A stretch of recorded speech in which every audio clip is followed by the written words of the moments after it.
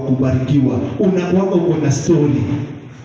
Na hii story utawaelezea, uwaambie vile ulikaa kwa huo muda wote kuanzia miaka 20 ama kuanzia miaka 23 ama wakati umeolewa, umekaa kwa ndoa miaka 10. Unawaambia yale mateso yenye umefikia.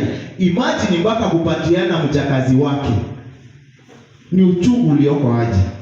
Unaona mtoto analia kwa ile nyumba, lakini mimi kwangu hakuna mtoto. Bwana Yesu asifiwe. Unaeleza mtu hadi machozi natoka. Machozi na kwa sababu ya nini? Sio machozi tu yale ya uchungu, bali ni machozi ya furaha. Bwana Yesu asifiwe.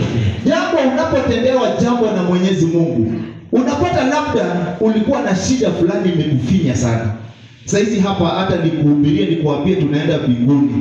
Watu wa Mungu, lazima kwanza tutatue ile shida, alafu ndio tukwambie ufalme wa mbinguni. Bwana Yesu asifiwe.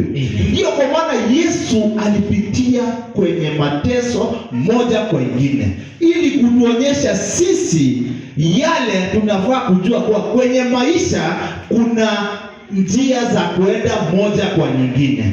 Bwana Yesu asifiwe. Wakati unaambia watu historia yako, kuna wenye hawatakubali. Watakwambia ilikuwaje na wewe tumekuona hivi? Ilikuwaje ukafika mahali penye huko? Unaonyesha ile uchungu ulisikia. Unaonyesha nini? Zile alama. Unawaambia hizi alama ndizo nilidungwa misumari. Bwana Yesu asifiwe. Na Mwenyezi Mungu anapokubariki inafaa umuombe. Kama vile Paulo aliwaandikia waraka wa Wafilipi ya kuwa unapo